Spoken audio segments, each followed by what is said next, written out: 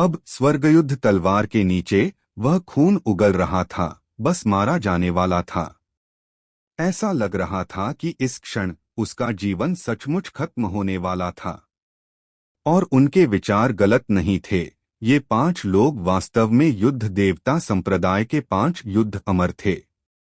युद्ध देव संप्रदाय के युद्ध अमर केवल 5 तक सीमित नहीं थे, न ही वे सभी एक ही श्रेणी के थे। निम्न श्रेणी युद्ध अमर, मध्य श्रेणी युद्ध अमर और उच्च श्रेणी युद्ध अमर जैसे पदनाम थे। ड्रैगन सम्राट क्षेत्र प्रारंभिक चरण एक निम्न श्रेणी युद्ध अमर था। ड्रैगन सम्राट क्षेत्र मध्य चरण एक मध्य श्रेणी युद्ध अमर था और ड्रैगन सम्राट क्षेत्र अंतिम चरण एक उच्च श्रेणी युद्ध अमर था। ये 5 निम्न श्रेणी युद्ध अमर थे। ड्रैगन सम्राट क्षेत्र प्रारंभिक चरण के महाशक्तियां। अब तक हालांकि 5 महाशक्तियों ने 16 ड्रैगन सम्राट क्षेत्र महाशक्तियों को परास्त किया था, वे सभी ड्रैगन सम्राट क्षेत्र प्रारंभिक चरण के महाशक्तियां थीं। स्पष्ट रूप से उनकी नजर में ड्रैगन सम्राट क्षेत्र प्रारंभिक चरण और उनमें से इतने सारे देव को मारने के लिए पर्याप्त थे। बेशक ड्रैगन सम्राट क्षेत्र मध्य चरण महाशक्तियां प्रकट होंगी या नहीं, यह उनके कदम उठाने से पहले किसी को नहीं पता था। हर बात को समझने में बहुत समय लगता है, लेकिन असल में यह बहुत ही कम समय में हुआ। लगभग उसी समय जब स्वर्गयुद्ध तलवार देव पर वार करने ही वाली थी, देव की दहाड़ और इन लोगों के दिलों में चल रहे विचार एक साथ प्रकट हुए। कई लोग पहले ही सिर हिलाकर आहें भर चुके थे, यह मानकर कि देव इसी क्षण गिर जाएगा। लेकिन देव का जीवन सचमुच बहुत अच्छा लग रहा था। इस नाजुक मोड़ पर शून्य लोक से एक बड़ा हाथ अचानक आगे बढ़ा, देव को पकड़कर उसे जोर से दूर की ओर खींच लिया। इस खिंचाव के साथ देव तुरंत स्वर्गयुद्ध तलवार की हमले की सीमा से बाहर निकल गया। स्वर्गयुद्ध तलवार अपना निशाना चूककर शून्य लोक से गुजरी, एक बड़ा निशान छोड़ती हुई और फिर एक तेज आवाज के साथ जमीन पर गिरी। तुरंत जमीन गड़गड़ाहट हुई और भयानक दरारें तेजी से फैल गईं, मानो भूकंप आ गया हो। यह बताना असंभव था कि वे कितनी गहरी थीं। कम से कम नीचे देखने पर जमीन पर गहरी दरारें किसी अथाह खाई की तरह दिखाई दे रही थीं और दरारों वाली जमीन के दोनों ओर चट्टान जैसी खाइयां बन गई थीं। जाओ! देव के कानों में एक चीख पड़ी। देव के पास उसे धन्यवाद देने का समय नहीं था। गहरी सांस लेते हुए वह तुरंत दूर की ओर दौड़ पड़ा। वो फिर से भाग गया। हे भगवान, किसी ने तो चाल चली। उसे उस स्वर्ग संहारक तलवार से बचाने के लिए कम से कम कोई ड्रैगन संप्रभु क्षेत्र विशेषज्ञ तो होना ही चाहिए। इस सुबलियाओं का भाग्य सचमुच अपार है। देव को एक बार फिर भागते देख जो लोग यह तमाशा देखने के लिए उसके पीछे आए थे, वे अचंभित रह गए। अब तक जो भी उसका पीछा कर पाया, चाहे वह किसी भी गुट का हो, उसमें ड्रैगन संप्रभु क्षेत्र के विशेषज्ञ जरूर रहे होंगे। ये लोग देव का ज्यादा सम्मान नहीं करते थे। सुजुन की उपाधि बस चौक में कुछ लोगों द्वारा इस्तेमाल की जाती थी। बेशक अगर देव आज सचमुच बच गया, तो जब वह फिर से प्रकट होगा तो वह असली सुजुन होगा। ये ड्रैगन संप्रभु क्षेत्र के विशेषज्ञ भले ही सम्मानजनक न हों, लेकिन वे विनम्र जरूर होंगे। उन्हें यह कल्पना करना मुश्किल लगा कि बात यहाँ तक पहुँच गई थी। स्वर्ग संहारक तलवार देव को मारने ही वाली थी, फिर भी किसी ने फिर से हस्तक्षेप किया और उसे बचा लिया। ऐसा लग रहा था कि कोई हमेशा से गुप्त रूप से देव का पीछा और सुरक्षा कर रहा था। वे तब तक प्रकट नहीं होते जब तक कोई संकट न आ जाए, लेकिन जैसे ही कोई संकट आता, वे तुरंत प्रकट होकर देव को बचा लेते। इसे सचमुच एक अनुरक्षक कहा जा सकता है। इतने भयानक ड्रैगन सॉवरेन क्षेत्र विशेषज्ञों द्वारा अनुरक्षित होने के लिए इस सुबलियाओं ने ऐसा क्या किया है कि उसे यह सब सहना पड़ रहा है? अनगिनत लोगों के मन में यही विचार आया। यहाँ तक कि ड्रैगन संप्रभु क्षेत्र के विशेषज्ञ भी थोड़ी ईर्ष्या महसूस करने से खुद को नहीं रोक पाए। वे सचमुच समझ नहीं पा रहे थे कि देव में ऐसा क्या खास था। सिर्फ उसकी प्रतिभा? क्या यही वजह थी कि इतने सारे ड्रैगन संप्रभु क्षेत्र के विशेषज्ञ उसकी रक्षा के लिए प्रकट हो गए और स्वेच्छा से 5 महासंप्रदायों को अपमानित किया? यह तो बिल्कुल बेतुका था। और जैसे ही उन्हें ईर्ष्या हुई, देव को बचाने वाले लोग आखिरकार प्रकट हो गए। यह एक व्यक्ति नहीं बल्कि 2 थे। हालांकि युद्ध देवता संप्रदाय के 5 निम्न श्रेणी के युद्ध अमरों की तुलना में उनकी संख्या कम थी और इन दोनों के पास ड्रैगन संप्रभु क्षेत्र की साधना भी थी, उनके शरीर पर क्यूई 5 निम्न श्रेणी के युद्ध अमरों की तुलना में कहीं अधिक भयानक थी। जीवेश, विक्रमजीत। इन दोनों को देखते ही किसी ने तुरंत चिल्लाकर कहा। उनके दिल की धड़कनें तेज हो गईं। जिनमें से लगभग सभी ने चिल्लाया, वे ड्रैगन सॉवरेन दायरे के विशेषज्ञ थे और वे इन दोनों को जरूर जानते थे। वरिष्ठ, ये कौन हैं? एक शिष्य ने, जो उन्हें नहीं पहचानता था, पूछा। वन ब्लेड पैलेस के 2 पृथ्वी पुजारी। एक ड्रैगन सॉवरेन दायरे के विशेषज्ञ ने बताया। वन ब्लेड पैलेस के सभी पृथ्वी पुजारी ड्रैगन सॉवरेन दायरे में हैं। उनकी सही संख्या आज तक किसी को नहीं पता। हालांकि जीवेश और विक्रमजीत पृथ्वी पुजारियों में 2 सबसे शक्तिशाली हैं। कुछ लोगों ने तो यह भी अनुमान लगाया है कि वन ब्लेड पैलेस के सभी पृथ्वी पुजारियों में वे शायद बहुत ऊंचे स्थान पर हैं। मैंने कभी नहीं सोचा था कि वन ब्लेड पैलेस इन दोनों को भी भेजने के लिए इतना दृढ़ होगा। यह सच लगता है, जैसा कि आदिनाथ ने कहा था, वन ब्लेड पैलेस सुबलियाओं की रक्षा करने में विफल होने के बजाय 5 महासंप्रदायों को नाराज करना ज्यादा पसंद करेगा। वन ब्लेड पैलेस, क्या यह सचमुच इतना शक्तिशाली है? शिष्य की आंखों में लालसा झलक रही थी। उसके हाव भाव देखकर ड्रैगन सॉवरेन दायरे के विशेषज्ञ ने नाक भौं सिकोड़ी। हालांकि वह नाराज था, फिर भी उसने कहा, वन ब्लेड पैलेस ने 70 सालों में एक सुपर सेक्ट की स्थापना की, जो ड्रैगन मार्शल महाद्वीप की सबसे शक्तिशाली ताकतों में से एक बन गया।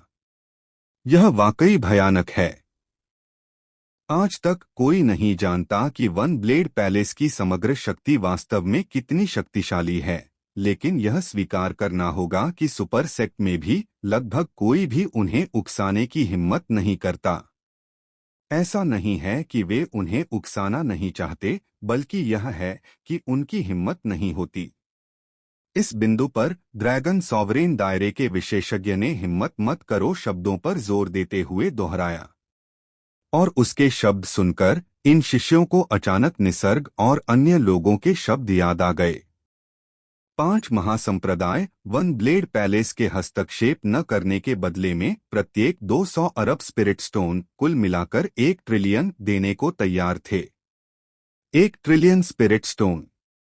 यह विशाल राशि एक 9वें दर्जे के संप्रदाय को प्रथम दर्जे के संप्रदाय बनने के मार्ग में भोजन और वस्त्र की चिंता न करने देने के लिए पर्याप्त थी।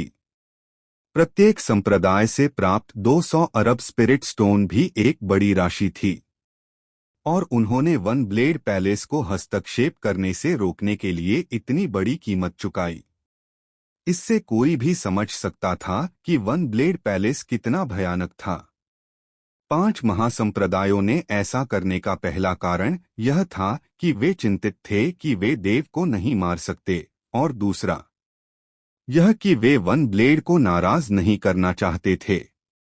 आखिरकार एक बार युद्ध शुरू हो जाए तो दोनों पक्ष मरते दम तक लड़ेंगे, और इस घटना के बाद वे अनिवार्य रूप से वन ब्लेड पैलेस को भड़काएंगे।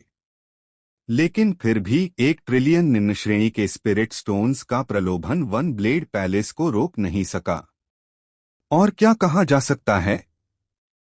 बस उस वन ब्लेड पैलेस को इस 1 ट्रिलियन की परवाह नहीं थी। या यूं कहें कि देव की तुलना में 1 ट्रिलियन निम्न श्रेणी के स्पिरिट स्टोन कुछ भी नहीं थे।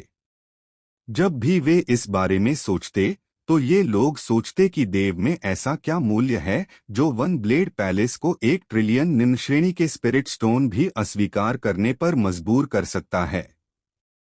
यह कल्पना करना कठिन था और अनुमान लगाना असंभव। जब ये दर्शक बोल रहे थे, शून्य क्षेत्र में युद्ध देवता संप्रदाय के 5 निम्न श्रेणी के युद्ध अमर भी गंभीर दिख रहे थे। उस पल वे देव को पूरी तरह से मार सकते थे और 5 महासंप्रदायों द्वारा संयुक्त रूप से दिए गए पुरस्कारों को भी अपनी ओर आकर्षित होते देख सकते थे। लेकिन जीवेश और विक्रमजीत के प्रकट होने से उनकी उम्मीदें एक बार फिर से ख्वाहिशों में बदल गईं। सबसे अच्छा मौका यूं ही चूक गया। अगर वे अच्छे मूड में होते तो यह अजीब होता। देव को तेजी से दूर भागते देख पहले बोला हुआ बूढ़ा आदमी फिर बोला, लता, सुजाता, उस छोटे जानवर को रोको। तुरंत 2 लोगों ने सिर हिलाया। दोनों महिलाएं थीं, हालांकि वे अधेड़ उम्र की और दिखने में कुछ बदसूरत लग रही थीं। उन्होंने बिना किसी हिचकिचाहट के सीधे देव की ओर दौड़ लगाई। लेकिन जीवेश ने ठंडी सांस ली। बिना एक शब्द कहे वह उसके पीछे पहुंचा और सीधे अपनी पीठ पर म्यान से अपना ब्लेड निकाला। फुस! उसका ब्लेड दूधिया सफेद रोशनी से चमक रहा था, साफ तौर पर एक संत आत्मा श्रेणी का हथियार और एक उच्च श्रेणी का संत आत्मा श्रेणी का हथियार। एक ही वार में उसने लता और सुजाता का रास्ता सीधे काट दिया। जगह फट गई, जिससे एक बड़ी दरार बन गई जिसने दोनों महिलाओं को रोक दिया। अगर वे हमला करती रहीं तो वे सीधे अंतरिक्षीय दरार में जा गिरेंगी। कमीने! यह देखकर लता ने दांत पीस लिए और जीवेश की ओर देखा। तुम दोनों, क्या तुम्हें सच में लगता है कि तुम हम 5 को रोक सकते हो? हम तुम्हें मार नहीं सकते, लेकिन हम तुम्हें रोक सकते हैं। जीवेश ने बेपरवाह होकर कंधे उचका दिए। एक ही स्तर के 5 ड्रैगन सॉवरेन दायरे के विशेषज्ञों का सामना करते हुए भी उनके चेहरों पर कोई दबाव नहीं दिख रहा था। हमारा लक्ष्य तुम्हें मारना नहीं है। विक्रमजीत भी मुस्कुराया और बोला, जब तक हम तुम्हें रोक सकते हैं, सुजुन बच पाएगा या नहीं, यह उस पर निर्भर करता है। तुम दोनों, तुम्हें लगता है कि तुम हमें रोक सकते हो? लता गुस्से से दहाड़ी, वन ब्लेड पैलेस, तुम कृतघ्न दुष्टों! चूंकि हमने पहले ही भेष बदल दिया है, अब हमारे पास रोकने के लिए कुछ नहीं है। यहां से चले जाओ। लता की उग्र चीख के बाद उसी क्षण एक जोरदार गर्जना फैल गई। ड्रैगन संप्रभु क्षेत्र के साथ विशेषज्ञों के बीच लड़ाई जबरदस्त थी। देव के भागने के साथ दर्शक गुटों ने हल्के से सिर हिलाया और एक बार फिर देव का पीछा किया। शो देखने के लिए अब भी उसके पीछे दौड़ रहे लोगों को देखकर देव की भौहें एक बार फिर गहरी सिकुड़ गईं। इन लोगों में उसने कई जाने पहचाने चेहरे देखे, जिनमें ताइपिंग संप्रदाय और आत्मा परिवर्तन मंडप के लोग भी शामिल थे। हालांकि ताइपिंग संप्रदाय का माही उनमें शामिल नहीं था, केवल एक ड्रैगन संप्रभु क्षेत्र विशेषज्ञ अवलोक, जो ताइपिंग संप्रदाय के 3 महान तलवार संतों में से एक था, वहां था। आत्मा परिवर्तन मंडप की तरफ भी एक जाना पहचाना चेहरा था। देव ने इस व्यक्ति को दिव्य औषधि पर्वत पर पहले भी देखा था। वह उन 2 महान दिव्य प्रभुओं में से एक था जिन्होंने आत्मा परिवर्तन मंडप के शिष्यों को महासंप्रदाय प्रतियोगिता में भाग लेने के लिए दिव्य औषधि पर्वत तक पहुंचाया था। इस व्यक्ति का नाम नंदीश था। चाहे वह नंदीश हो या अवलोक, देव उनसे एक बार मिल चुका था और उसका आत्मा परिवर्तन मंडप और ताइपिंग संप्रदाय से भी कुछ संबंध था।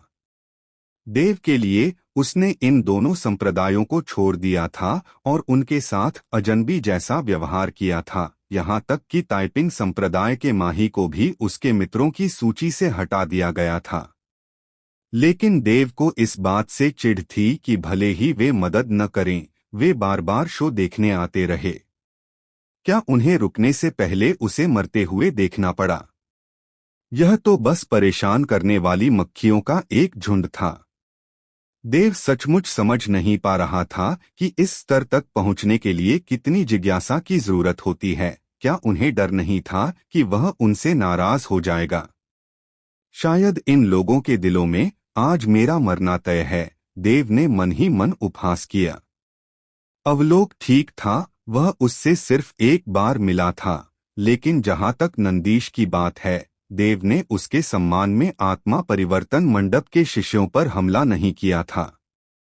फिर भी उसे यह बिल्कुल याद नहीं था। इस स्थिति में या तो नंदीश ने उस समय देव को स्पष्ट रूप से नहीं देखा था, या नंदीश ने देव को गंभीरता से नहीं लिया था। देव के अनुसार बाद वाली बात ज्यादा संभावित थी। आखिरकार भले ही उसे उस समय पता न चला हो कि वह देव है, बाद में इतनी सारी घटनाएं घटित होने के बाद उसे अब तक पता चल जाना चाहिए था, है ना? देव को पीछे मुड़कर देखते देख अवलोक और नंदीश दोनों मुस्कुराए और देव की ओर अपनी मुट्ठियां भींच लीं। इस विनम्र से प्रतीत होने वाले भाव ने देव की भौहों को और भी गहरा कर दिया। अगर तुम खुद पर मुसीबत लाते हो तो मुझे दोष मत देना।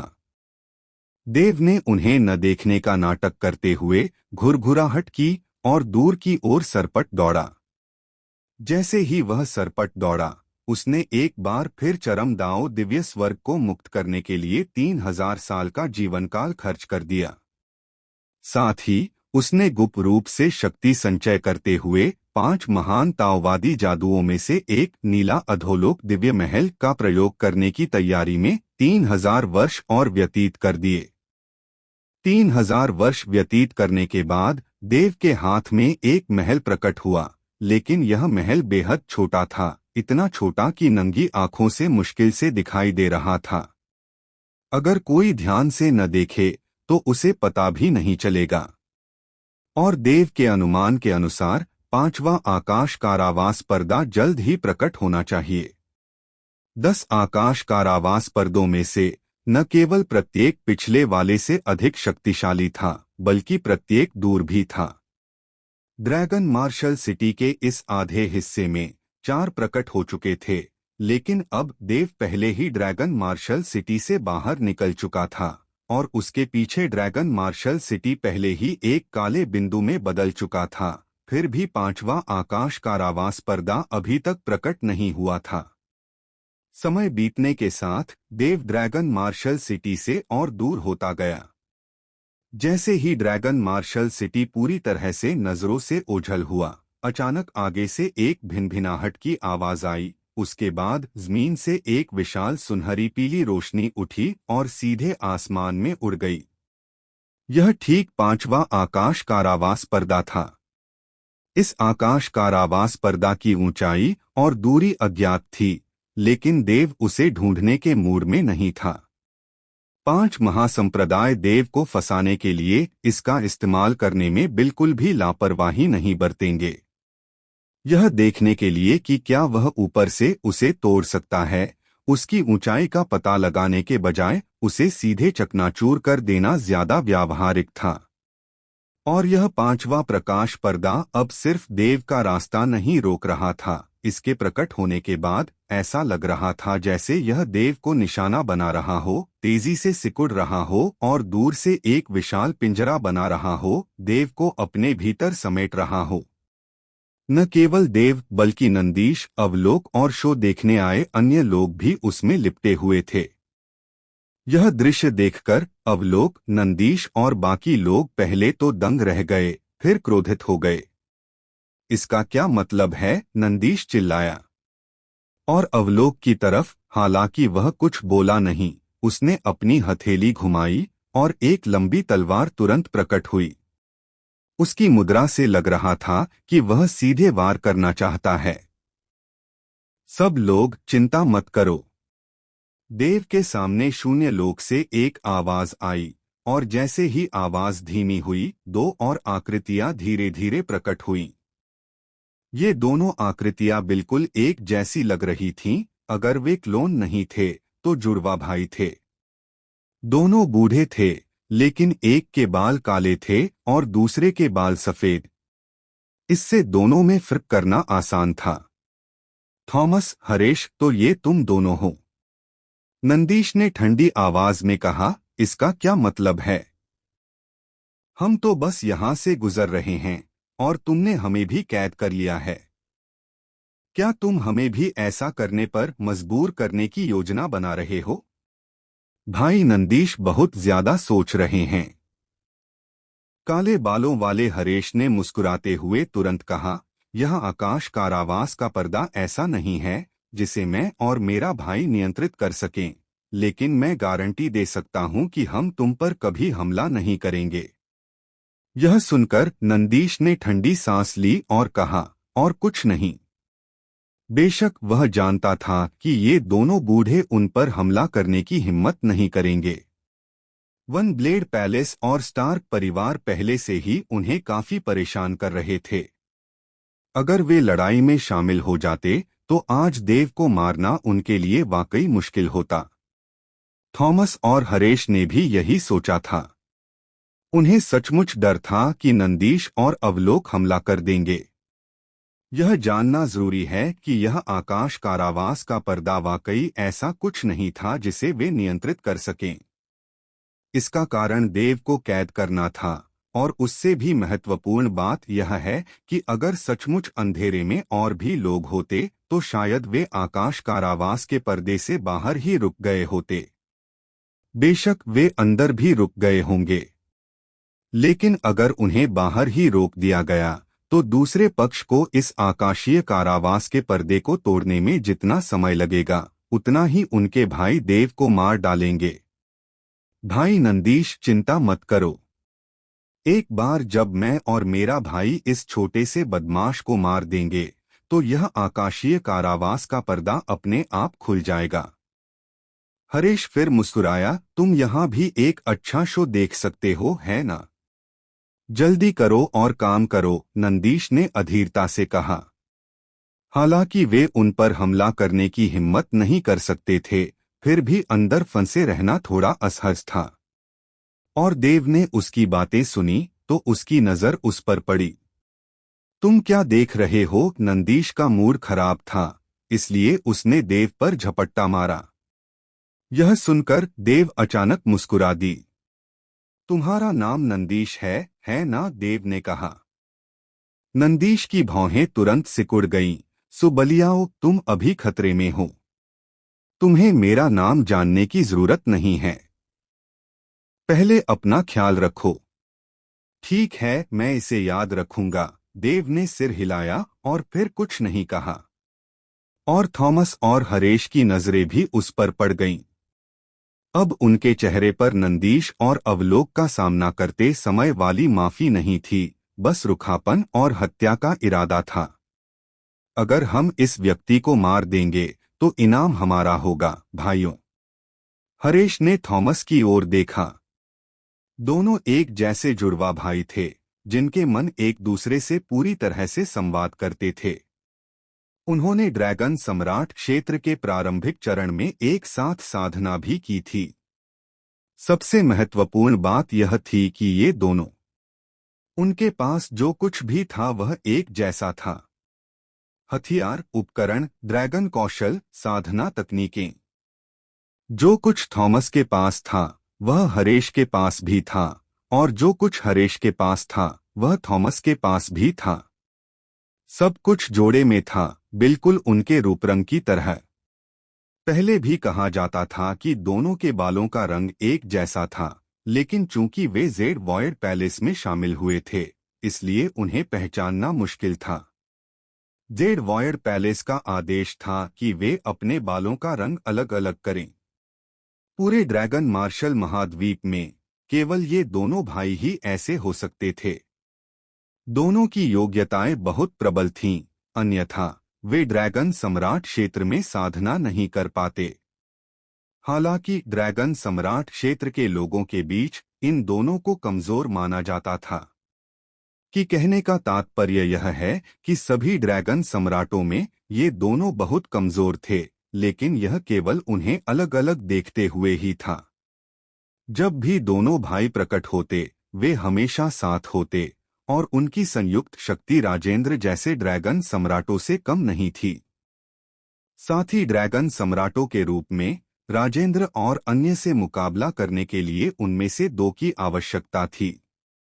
इससे यह स्पष्ट था कि नंदीश और अवलोक के चेहरे पर पहले ऐसे भाव क्यों थे।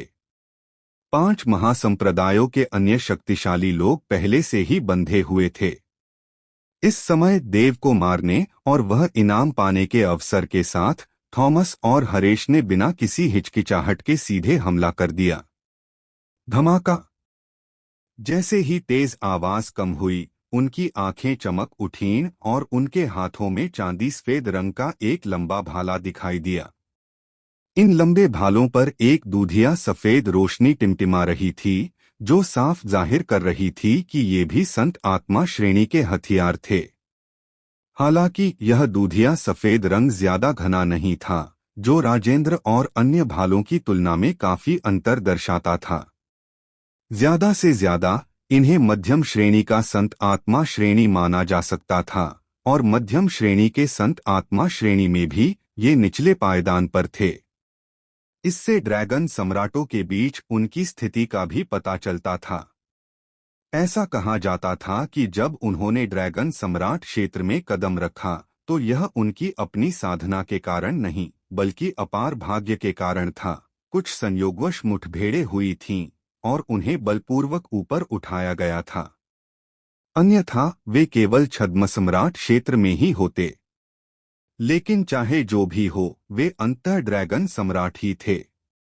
ये दो लंबे भाले सीधे देव की ओर बढ़े, अंतरिक्ष को भेदते हुए, और एक पल में अत्यधिक गति के साथ देव के सामने प्रकट हुए।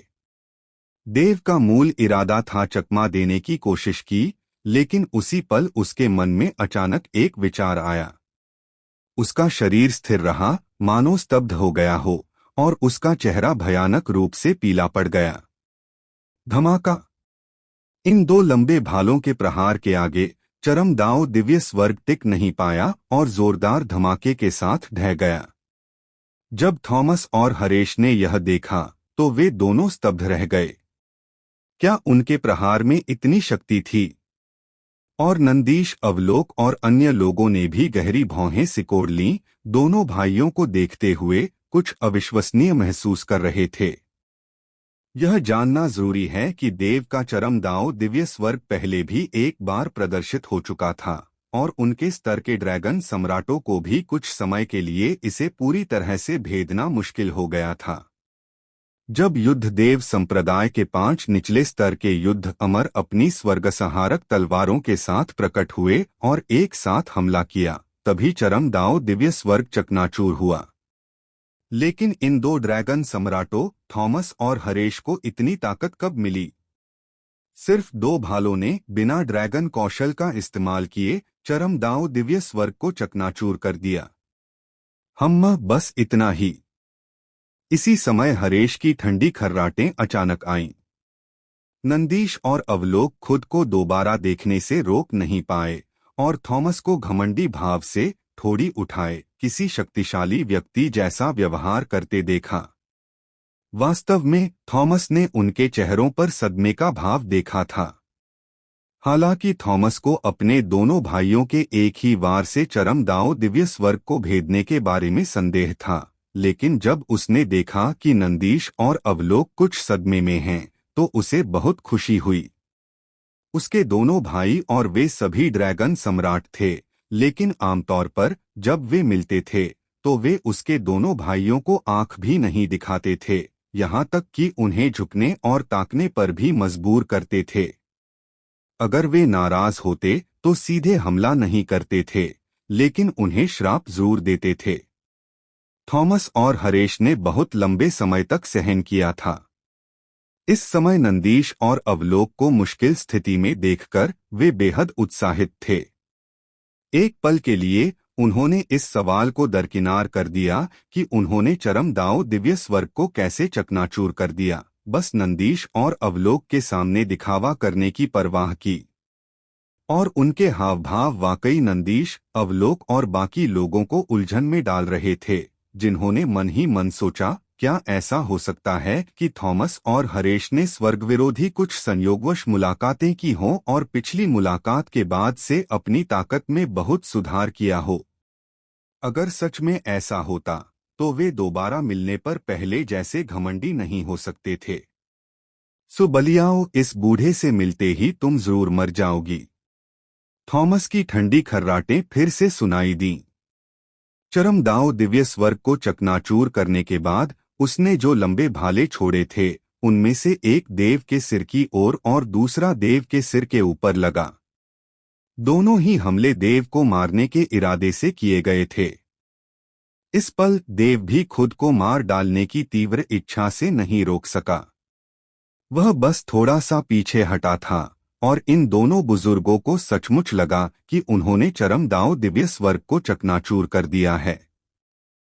हालांकि अभी खुद को प्रकट करने का समय नहीं आया था। उसकी नजर लगभग अदृश्य रूप से नंदीश और उसके पीछे खड़े अन्य लोगों की ओर गई। उसने देखा कि चाहे नंदीश हो या अन्य शिष्य, उन सभी के चेहरे पर मानो कोई तमाशा देख रहे हों। कई शिष्यों ने अपनी बाहें क्रॉस करके आपस में बातें और हंसी मजाक कर रहे थे, मानो कोई नाटक देख रहे हों। देव को एक अभिनेता जैसा व्यवहार किए जाने का एहसास बिल्कुल पसंद नहीं था। उसे सचमुच इससे नफरत थी। उसने गहरी सांस ली, दो लंबे भालों को आते देखा। उसका चेहरा और भी पीला पड़ गया। उसने 7 घूंट खून थूका, जिससे नंदीश और बाकी लोगों की भौहें और गहरी हो गईं। यहाँ तक कि 5 निचले स्तर के युद्ध अमर जब स्वर्गसंहारक तलवार चलाते थे, तब भी देव ने सिर्फ 3 घूंट खून थूका। क्या यह हो सकता है कि थॉमस और हरेश सचमुच इतने शक्तिशाली हो गए थे? मर जाओ। हरेश की आवाज आई। उसकी उंगली अचानक नीचे की ओर उठी और भाले की गति फिर से बढ़ गई और तुरंत देव के सिर के ऊपर पहुंचकर वार करने ही वाला था। इस समय देव के पास कोई बचाव का उपाय नहीं था। एक बार लग जाए तो वह जरूर मर जाएगा। इस बार वह सचमुच मर जाएगा। अगर कोई अब भी बाहर आकर उसे बचा सकता है तो इसका मतलब यही है कि उसकी किस्मत हमारी कल्पना से परे है। मुझे लगता है कि वन ब्लेड पैलेस के कुछ शक्तिशाली लोग अभी भी अंधेरे में छिपे हुए हैं। छी छी, क्या शानदार शो है। सुबलियाओ, मरे या न मरे, कम से कम हमने सचमुच शक्तिशाली लोगों के बीच एक युद्ध तो देखा है। हाँ बिल्कुल। वन ब्लेड पैलेस, स्टार्क परिवार और 5 महासंप्रदायों के बीच कुल मिलाकर दर्जनों ड्रैगन सम्राट शक्तिशाली लोग प्रकट हुए। ऐसा कुछ हुए कितने साल हो गए हैं? शायद 10,000 साल से भी ज्यादा, है ना? देव को मारे जाने वाला देखकर नंदीश, अवलोक और अन्य लोगों के पीछे के शिष्य आपस में चर्चा करने लगे। कुछ ने तो साफ साफ कह दिया कि वे सचमुच एक नाटक देख रहे थे। ये शब्द जरा भी छिपे नहीं थे, न ही ये ध्वनि संचरण के जरिए प्रसारित हुए थे। ये सीधे उनके मुंह से निकले थे और देव ने स्वाभाविक रूप से इन्हें साफ सुना। उसकी आंखों में ठंडक बढ़ गई और उसने मन ही मन खर्राटे लिए, अपना लंबा भाला अपने सिर के ऊपर तेजी से पीछे हटते हुए। इससे नंदीश और दूसरों को लगा कि देव बेतहाशा भाग रहा है। उसके सामने 2 लंबे भाले हैं, फिर भी ऐसा लग रहा था कि देव ने अपनी पूरी ताकत लगा दी है और कुछ देर तक मारा नहीं गया। ड्रैगन सॉवरेन दायरे के शक्तिशाली लोगों की मानसिकता के साथ। हालांकि नंदीश और अवलोक को लगा कि कुछ गड़बड़ है, वे यह ठीक से नहीं बता पा रहे थे कि वह क्या है। जब थॉमस और हरेश ने देखा कि देव अभी भी दौड़ सकता है, तो उन्होंने तुरंत ठंडी खर्राटे लिए और उनकी उंगलियों के लगातार झटकों से लंबे भाले अचानक बड़े हो गए। पलक झपकते ही 10,000 झांग में बदल गए। हम दोनों ड्रैगन संप्रभु क्षेत्र हैं, फिर भी उन्होंने हमेशा हमें नीचा दिखाया है। आज उन्हें हमारी ताकत दिखा दो, थॉमस ने ठंडी खर्राटों के साथ कहा। हाँ, सुबलियाओ, जिसे युद्ध देवता संप्रदाय के 5 निचले स्तर के युद्ध अमर भी नहीं मार पाए, उसे हमने मार डाला है। जब यह खबर फैलेगी तो हमारी प्रतिष्ठा जरूर आसमान छू जाएगी, शायद 4 पूर्वजों से भी आगे निकल जाएगी। हरेश भी कुछ उत्साहित था। मौका उनके सामने था, वे देव को मारने वाले थे, इसलिए वे उत्साहित हुए बिना नहीं रह सके। बड़े भाई, हम इस मौके का फायदा क्यों नहीं उठाते? उस चाल का इस्तेमाल करने के लिए हरेश ने अचानक पूछा। थॉमस चौंक गया, फिर उसकी नजर पूरे दृश्य पर पड़ी और उसने भौहें चढ़ाते हुए कहा, अगर हम इसका इस्तेमाल करेंगे तो हम इसे नियंत्रित नहीं कर पाएंगे। ज्यादा मत सोचो। वैसे भी उन शिष्यों की रक्षा नंदीश और दूसरे लोग कर रहे हैं। सो बलियाओं की बात करें तो क्या हमारा लक्ष्य सिर्फ उसे मारना नहीं है? हरेश ने उकसाया। यह सुनकर थॉमस कुछ भावुक हो गया, लेकिन जब उसने उस चाल की ताकत के बारे में सोचा तो वह हिचकिचाने से खुद को नहीं रोक सका। बड़े भाई, यह जीवन में एक बार मिलने वाला मौका है। हरेश ने तत्परता से कहा, अगर हम इस सुबलियाओं को मार सकें तो हमें वह बहुत बड़ा इनाम मिलेगा। एक बार मिल जाने पर हमारी साधना एक और स्तर आगे बढ़ जाएगी। तब तक हम दोनों की ताकत नंदीश और दूसरे लोगों से कमजोर नहीं होगी। फिर कौन हमें नीचा दिखाने की हिम्मत करेगा? अच्छा। थॉमस आखिरकार मान गया और उसने सिर हिला दिया। हरेश तुरंत बहुत खुश हुआ। उसने गहरी सांस ली। जैसे ही दोनों लंबे भाले देव का पीछा करते रहे, दोनों ने एक दूसरे को देखा, थोड़ा सिर हिलाया और इसी क्षण उनकी ड्रैगन शक्ति प्रकट हुई। उन्होंने एक साथ हाथ बढ़ाया और उनके हाथों से एक गहरा काला प्रकाश बिंदु निकला। इसके तुरंत बाद यह प्रकाश बिंदु बड़ा होता गया और पलक झपकते ही एक प्रकाश गोला बन गया। दोनों ने अपने हाथों में ऐसे प्रकाश गोले पकड़े हुए थे। जैसे ही ये गोले दिखाई दिए, वे मानो कोई मंत्र पढ़ रहे हों, और उन्होंने इन गोलों पर 3 घूंट ताजा खून भी थूक दिया। तभी प्रकाश गोले अचानक उनके हाथों से उड़कर शून्य लोक में जा गिरे और पलक झपकते ही एक पिंड में विलीन हो गए। दूर से यह काला प्रकाश गोला एक तारे जैसा लग रहा था, जिससे एक अत्यंत भयानक दबाव निकल रहा था। वह दबाव विनाशकारी शक्ति से बिल्कुल अलग था और ड्रैगन बल से तो और भी अलग। नंदीश और अवलोक भी इसे महसूस करके बहुत घबरा गए। वे क्या कर रहे हैं? अवलोक खुद को रोक नहीं पाई और पूछा। नंदीश ने नाक भौं सिकोड़ी, इनसे परेशान क्यों होना? अगर वे सचमुच अपनी ताकत बढ़ा भी लें तो भी उनका निशाना हम नहीं, बल्कि यह सुबलियाओं है। यह सुनकर अवलोक ने और कुछ नहीं कहा और इसी क्षण थॉमस और हरेश ने आखिरकार अपनी चाल चली। उनके चेहरे पीले पड़ गए, मानो उनकी सारी ताकत खत्म हो गई हो, और यह दिखावा नहीं बल्कि असली था। इस चाल को अंजाम देने से न सिर्फ उनकी ड्रैगन फोर्स खत्म हुई, बल्कि उनमें से हर एक की 1000 साल की आयु भी खत्म हो गई। 1000 साल की आयु। थॉमस और हरेश के लिए भी, जो ड्रैगन सॉवरेन दायरे में थे और जिनकी आयु हजारों साल थी, यह एक दर्दनाक क्षति थी। यह कोई स्पिरिट स्टोन नहीं था जिसे वापस कमाया जा सके। एक बार आयु खत्म हो जाने के बाद यह सचमुच चला गया। हालांकि उस आश्चर्यजनक इनाम के बारे में सोचकर उनके दिलों का दर्द काफी कम हो गया। अगर यह 1000 साल की आयु होती तो क्या होता? जब तक वे पुरस्कार प्राप्त कर पाते, उनकी साधना आगे बढ़ती जाती और स्वाभाविक रूप से जीवनकाल भी बढ़ता जाता। जाओ, वे एक साथ बोले, अपनी हथेलियों को धीरे से शून्य लोक की ओर धकेलते हुए। काला गोला तुरंत प्रकाश की एक किरण में बदल गया, जो सीधे देव की ओर बढ़ रही थी। जैसे जैसे वह बाहर की ओर तेजी से बढ़ा, गोला भी बड़ा होता गया। अपने शुरुआती सिर के आकार से पलक झपकते ही वह एक महल के आकार का हो गया, और फिर पलक झपकते ही वह ऊपर से नीचे की ओर दबाव डालते हुए एक विशाल काले बादल में बदल गया। इस गोले के भीतर से एक अवर्णनीय भयानक शक्ति निकल रही थी। वह शक्ति बिल्कुल भी ड्रैगन बल नहीं थी, जैसा कि नंदीश और अवलोक आसानी से समझ सकते थे।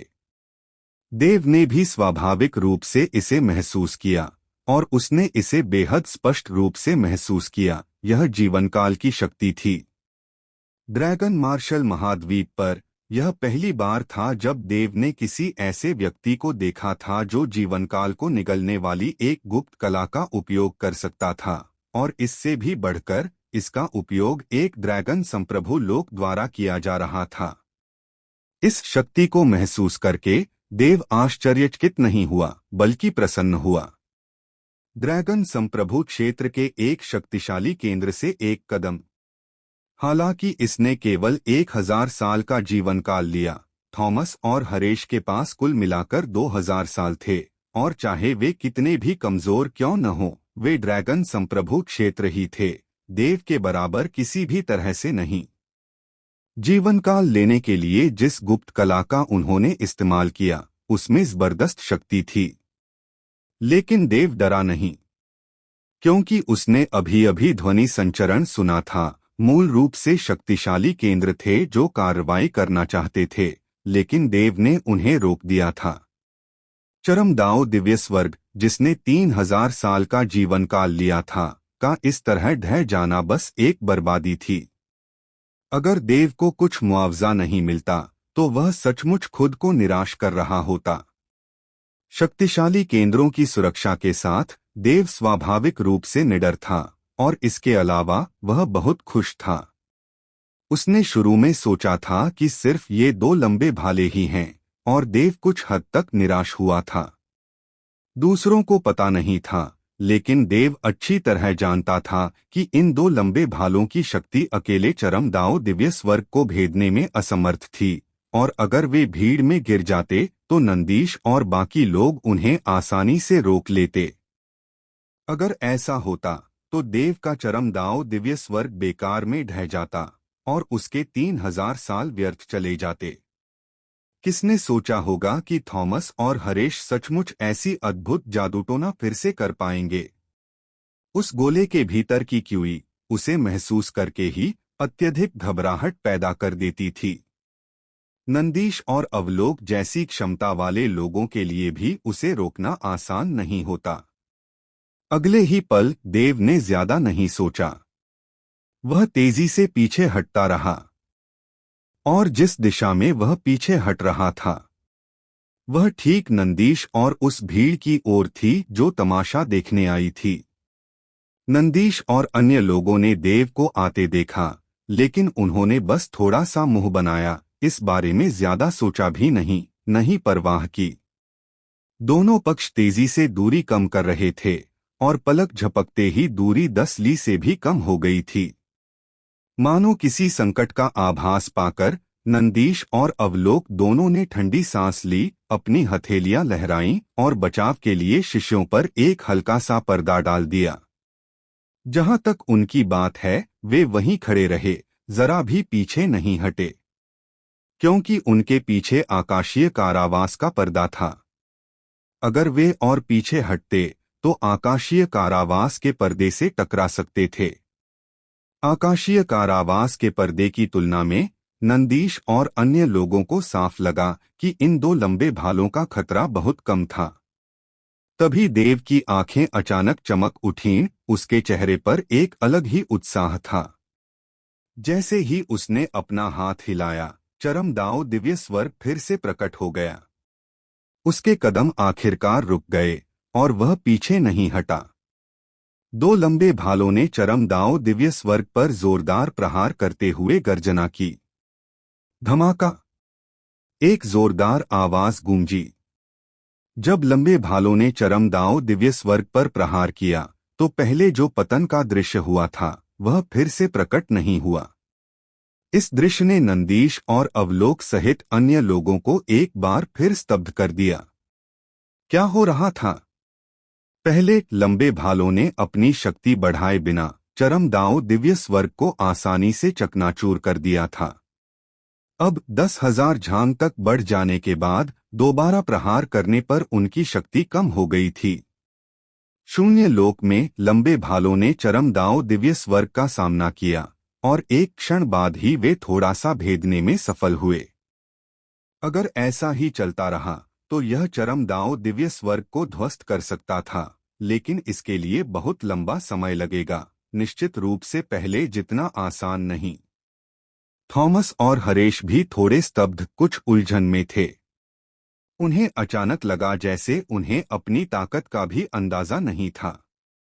हालांकि यह देखकर कि लंबे भालों ने देव को तुरंत नहीं मारा, दोनों ने ठंडी सांस ली, उनकी आंखें चमक उठीं। अपने हाथों को हिलाकर उन्होंने लंबे भालों को वापस ले लिया।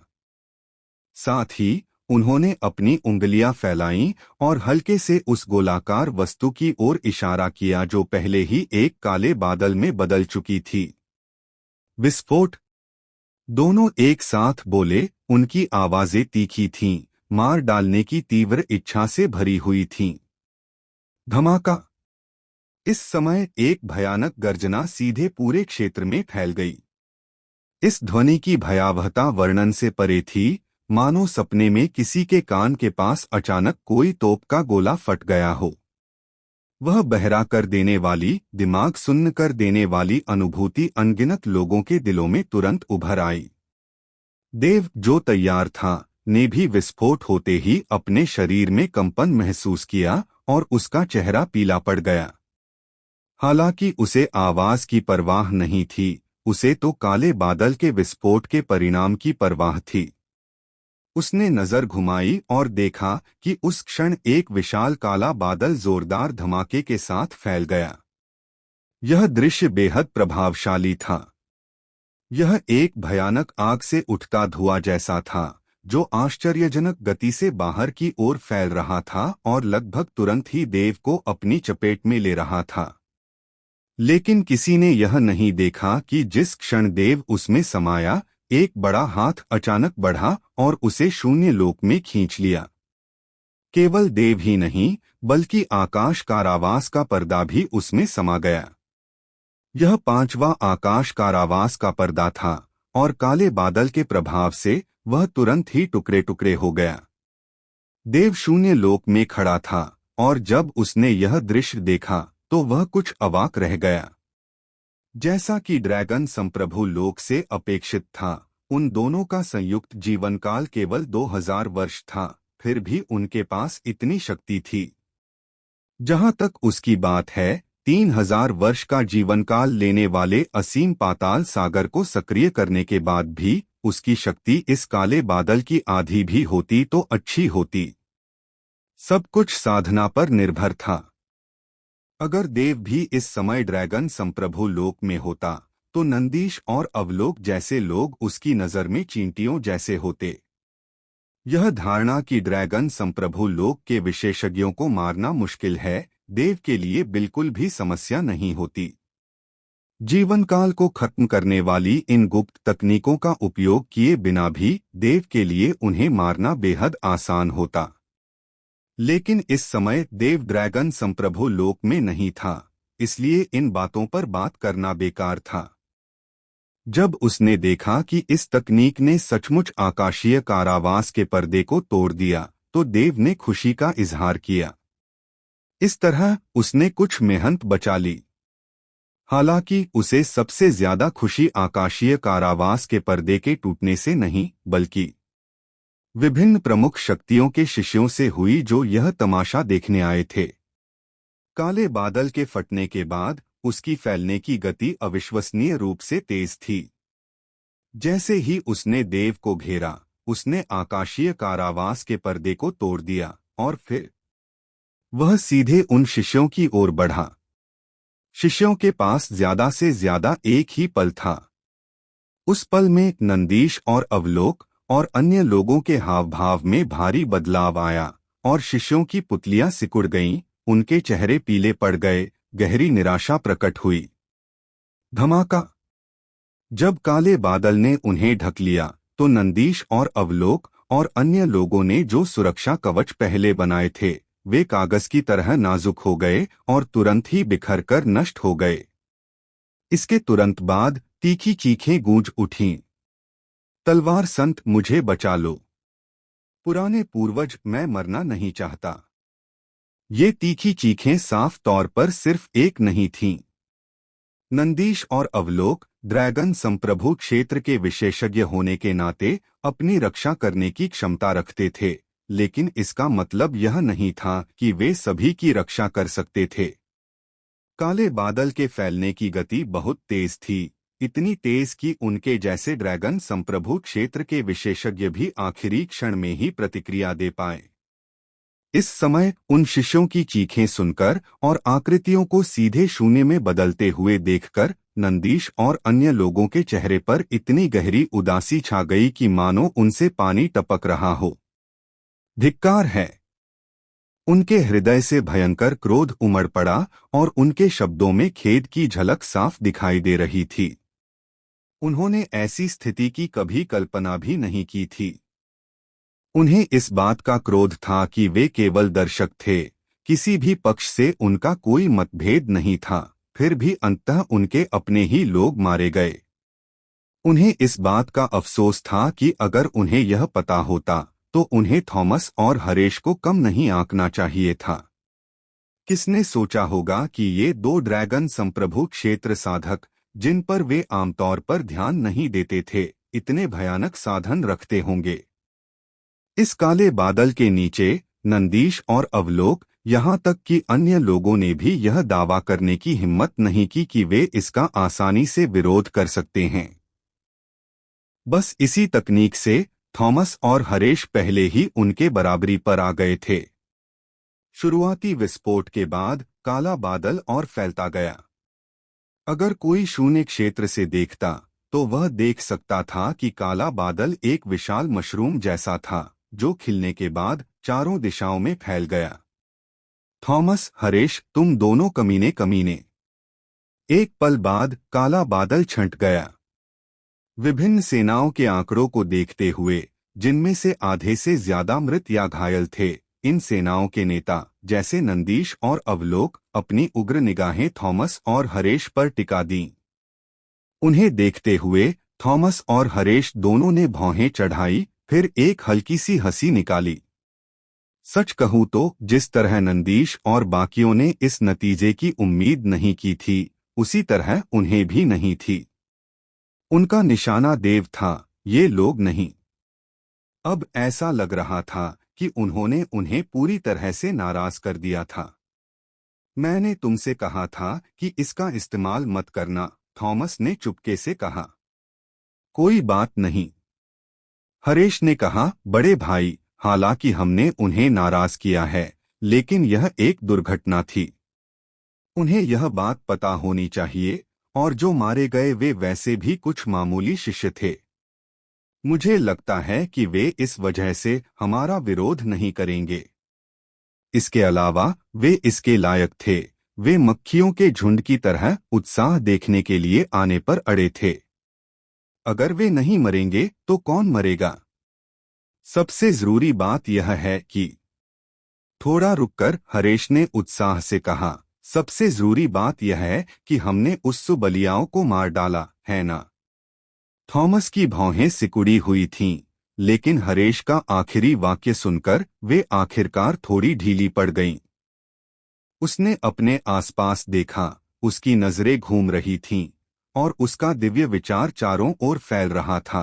फिर भी उसे देव का कोई निशान नहीं मिला, उसे बस देव की क्यूई का आभास हो रहा था। जहां तक लाश की बात है, उसे कोई दिखाई नहीं दिया। उसके जीवित होने का कोई निशान नहीं। अगर वह मर गया होता तो कोई लाश नहीं। हरेश ड्रैगन संप्रभु क्षेत्र का विशेषज्ञ था, और हालांकि वह ड्रैगन संप्रभु क्षेत्र के लोगों में बेहद कमजोर था, फिर भी उसका दिव्य विचार ड्रैगन संप्रभु क्षेत्र का ही था। जब उसका दिव्य विचार फैला तो उसने एक पल में 1000 मील की दूरी तय कर ली। देव चाहे कितना भी तेज क्यों न हो, वह उसके निशान से बच नहीं सकता था। लेकिन उसने बहुत देर तक खोजा और फिर भी देव नहीं मिला। अंततः इस बात की पुष्टि हो गई कि अभी अभी अपने दो भाइयों की बमबारी के तहत देव सचमुच मर चुका था। यह सोचकर थॉमस तुरंत उत्तेजित हो गया। भले ही नंदीश और अवलोक और दूसरे लोग उन्हें पास से गुस्से से घूर रहे थे, उन्हें कोई परवाह नहीं थी। तुम दोनों कमीने! नंदीश ने एक कदम बढ़ाया और सीधे थॉमस और हरेश की ओर दौड़ा और ठंडी खर्राटों के साथ बोला, क्या तुम दोनों अंधे हो? क्या तुमने मेरे आत्मा परिवर्तन मंडप के शिष्यों को वहां खड़े नहीं देखा? वह सचमुच गुस्से में था। पहला, क्योंकि आत्मा परिवर्तन मंडप के शिष्य मारे गए थे। दूसरा, क्योंकि ये शिष्य उसकी नाक के नीचे और उसके संरक्षण में मारे गए थे। और तीसरा, क्योंकि देव ने उन पर यह मुसीबत ला दी थी। इस स्तर पर कोई भी मूर्ख नहीं था। वे कैसे नहीं देख सकते थे कि देव ने जानबूझकर ऐसा किया था। यह स्पष्ट था कि वे तमाशा देखने के लिए साथ साथ चल रहे थे और देव बहुत पहले से नाराज था और नंदीश के उस पर पहले से गुस्से से चिल्लाने से आखिरकार आग लग गई। अगर देव को मरना भी पड़े तो वह उनके आत्मा परिवर्तन मंडप, टाइपिंग संप्रदाय और दूसरी सेनाओं के शिष्यों को भी अपने साथ घसीटकर ले जाएगा। अब जब देव का पता नहीं चल पाया तो नंदीश और बाकी लोगों का गुस्सा स्वाभाविक रूप से थॉमस और हरेश पर फूट पड़ा। हालांकि नंदीश के आ जाने के बावजूद उसने हमला नहीं किया, बस गुस्से से चिल्लाया, जिससे उसे थोड़ी आशंका साफ दिखाई दे रही थी। थॉमस और हरेश इस आशंका को समझ सकते थे और थॉमस ने कहा, सब लोग इतना गुस्सा मत करो, हम सब ड्रैगन संप्रभु क्षेत्र में हैं, यह व्यर्थ है। तुम दोनों, क्या तुम ड्रैगन संप्रभु क्षेत्र कहलाने के भी लायक हो? अवलोक ने ठंडी सांस ली। योग्य नहीं? हरेश का गुस्सा भड़क गया और उसने तुरंत कहा, अगर हम सचमुच योग्य नहीं हैं तो तुम अभी अपने संप्रदाय के शिष्यों की रक्षा क्यों नहीं कर सके? कमीने! अवलोक की आंखें चौड़ी हो गईं। उसका गुस्सा फिर से भड़क उठा, लेकिन उसने उसे जोर से दबा लिया। जाहिर है कि वह हमला नहीं करना चाहता था। पहली बात, तुम्हें उन्हें इतने समय तक शो देखने के लिए साथ नहीं लाना चाहिए था। अगर मैं सुबलियाओ होता तो शायद मैं भी यही करता, या उससे भी बुरा। थॉमस ने कहा, तुम अपनी उंगलियों से कल्पना कर सकती हो, जब तुम मरने वाली हो और दूसरे लोग लगातार तुम्हें देखने के लिए पीछा कर रहे हों, तो कौन गुस्सा नहीं करेगा? दूसरी बात, आज हमारे 5 महासंप्रदायों का मुख्य लक्ष्य सुबलियाओं को मारना है। तुम्हें इस बात का एहसास होना चाहिए। चूंकि तुम्हें पता है, इसलिए तुम्हें दूर ही रहना चाहिए था हमारे 5 महासंप्रदायों के तरीकों से। ऐसी स्थिति में गलती से कुछ लोगों की हत्या होना आम बात है। थॉमस द्वारा 5 महासंप्रदायों का जिक्र और उस पर जोर देने की बात सुनकर नंदीश और अवलोक के चेहरे पर उदासी छा गई। हालांकि उन्हें असल में डर 5 महासंप्रदायों का था, जो अब एकजुट हो गए थे। यह बात आज तो अनकही रह सकती है, लेकिन भविष्य में आपको हमें स्पष्टीकरण देना होगा। नंदीश और अवलोक ने ठंडी सांस ली। जाहिर है कि वे अब वहां और नहीं रुकना चाहते थे। अगर वे इसी तरह चलते रहे तो कुछ और शिष्य मर सकते थे। दोनों तुरंत जाने के लिए मुड़े, लेकिन इसी समय अचानक एक आकाश को हिला देने वाली ड्रैगन की दहाड़ सुनाई दी। यह ड्रैगन की दहाड़ बहुत तेज थी, जिससे नंदीश और अवलोक समेत सभी के कानों में भिनभिनाहट और हल्की सी चुभन महसूस हुई। और पहली ड्रैगन की दहाड़ के साथ दूसरी, तीसरी, चौथी और 10वीं दहाड़ तक लगभग एक साथ सबकी दहाड़ सुनाई दी। ड्रैगन की दहाड़ के बाद विभिन्न संप्रदायों के शिष्यों के चेहरे बेहद पीले पड़ गए। कईयों के मुंह से खून निकल रहा था, जबकि थॉमस और हरेश के चेहरे पर एक अजीब सा भाव था, मानो दुनिया घूम रही हो। केवल नंदीश और अवलोक जैसे स्तर के लोग ही होश में रह पाए, फिर भी उन्हें उल्टी करने की इच्छा हुई। और इस अनुभूति के तहत नंदीश और अवलोक दोनों के चेहरे बदल गए। यह ड्रैगन की दहाड़ है। सभी ड्रैगन संप्रभु क्षेत्र विशेषज्ञों ने इस क्षण अपने चेहरे बदल लिए, शून्य क्षेत्र की ओर देखते हुए। हालांकि उनकी निगाहें इधर-उधर घूमी, लेकिन अंततः वे ड्रैगन की दहाड़ का स्रोत नहीं खोज पाए। जैसे ही वे खोज रहे थे, हरेश के पास अचानक एक जगह फट गई और एक पारदर्शी बफ सफेद लंबा ड्रैगन तेजी से बाहर निकला। हरेश के चेहरे के भाव अचानक बदल गए। उसके पास प्रतिक्रिया करने का समय ही नहीं था और न ही वह प्रतिक्रिया कर सकता था। यह बर्फ सफेद लंबा ड्रैगन बिना किसी चेतावनी के अचानक प्रकट हुआ और उसका शरीर ज्यादा बड़ा नहीं था, सिर्फ लगभग 2 मीटर लंबा। जैसे ही वह प्रकट हुआ, उसका ड्रैगन शरीर एक बर्फ सफेद रस्सी में बदल गया, जिसने सीधे हरेश की आकृति को बांध दिया। जैसे ही वह बंधा, हरेश की साधना इस बर्फ सफेद लंबे ड्रैगन में समा गई और तेजी से नीचे की ओर गिरने लगी। पलक झपकते ही वह ड्रैगन संप्रभु क्षेत्र से ड्रैगन देव क्षेत्र शिखर पर, फिर अंतिम चरण, मध्य चरण, प्रारंभिक चरण में गिर गया।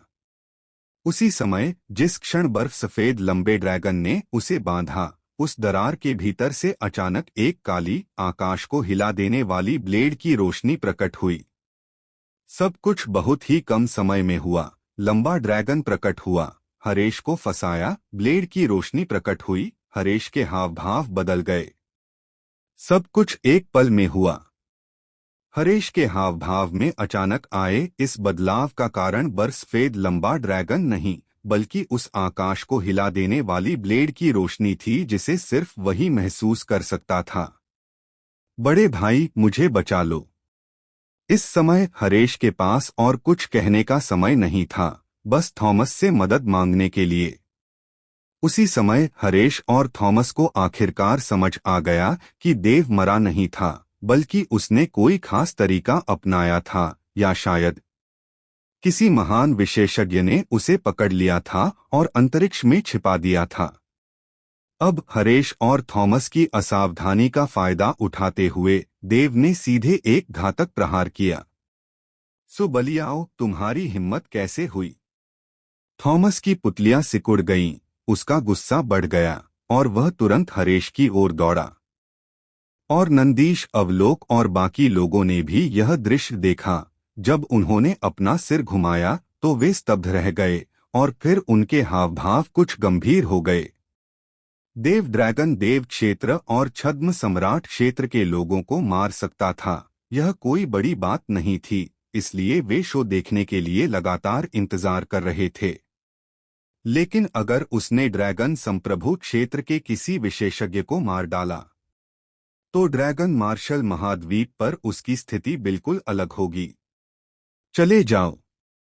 दोनों अनुमान लगा रहे थे। थॉमस की चिंतित आवाज पूरे आकाश और पृथ्वी में फैल गई। जब थॉमस बोला तो उसने किसी ड्रैगन स्किल का इस्तेमाल नहीं किया, बल्कि सीधे अपने शरीर से हरेश की ओर झपटा, मानो वह अपने शरीर का इस्तेमाल अपने ही भाई की मौत को रोकने के लिए करना चाहता हो।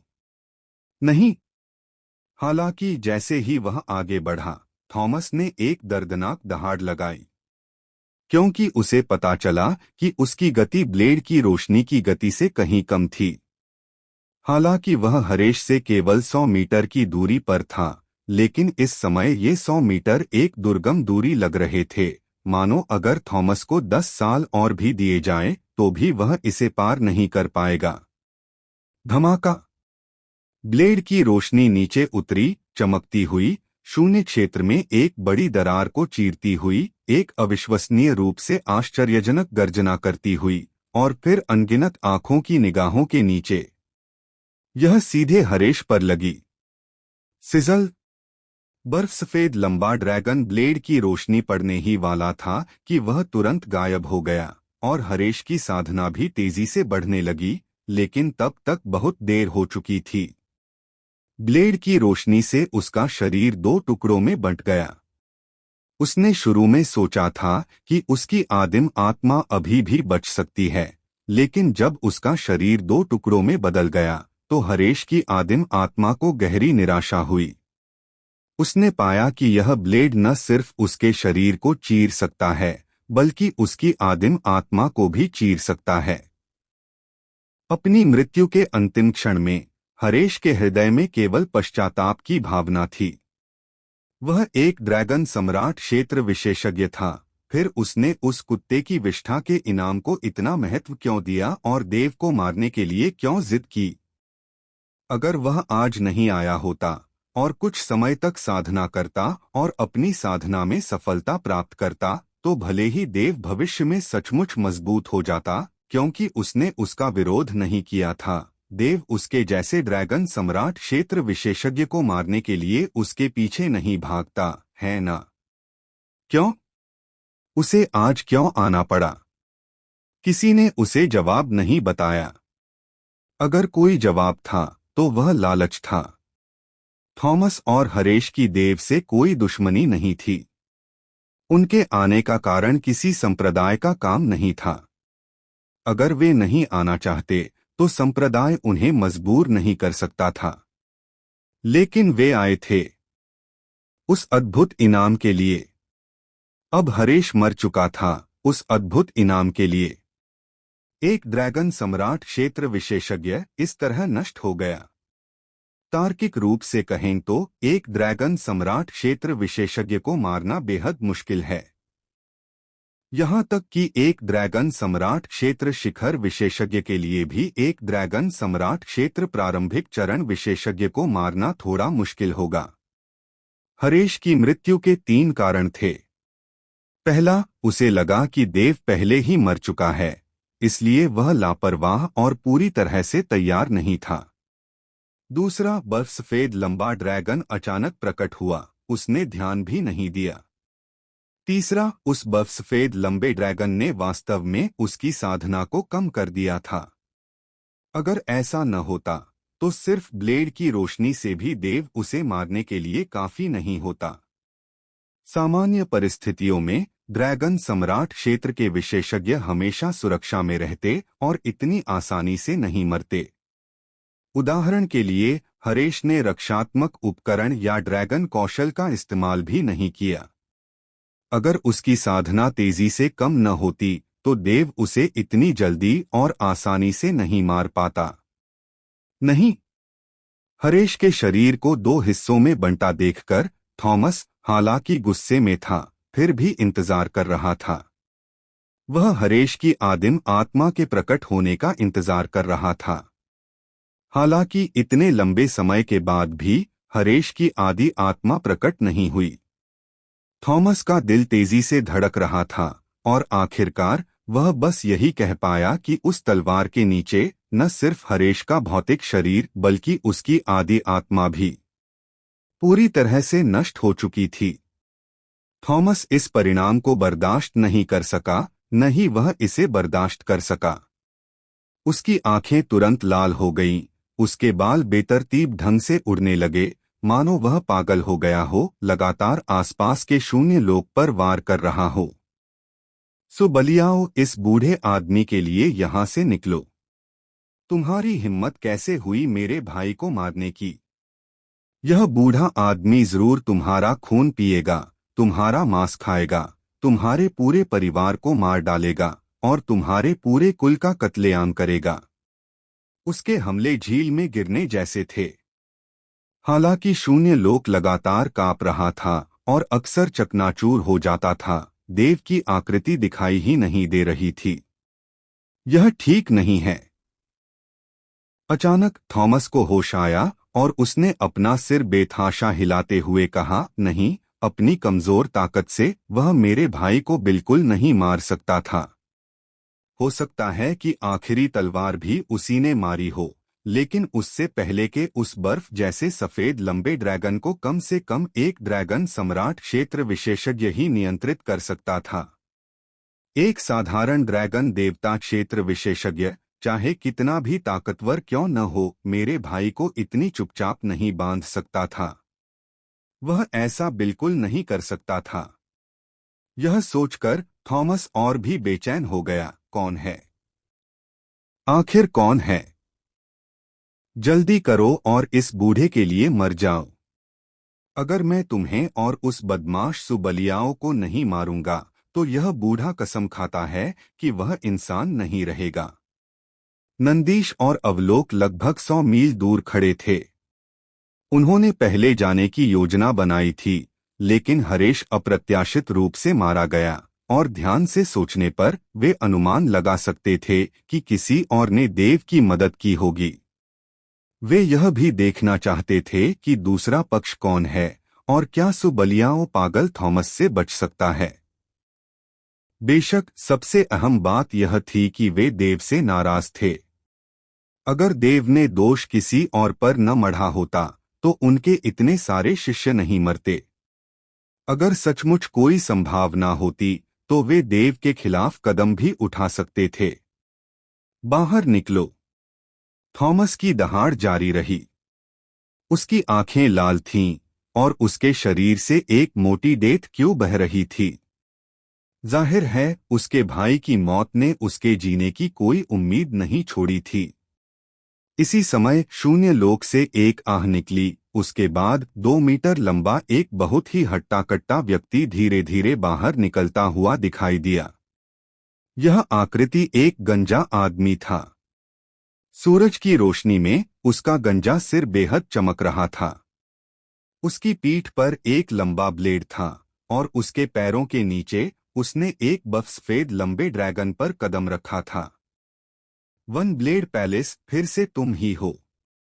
गंजे आदमी को देखकर थॉमस इतना क्रोधित हुआ कि उसने मुंह में खून थूक दिया और फिर गंजे आदमी की ओर दौड़ पड़ा। उसने ऐसा ही किया, लेकिन गंजे आदमी को देखकर नंदीश और अवलोक के हाव भाव एकदम बदल गए। Dragon slayer.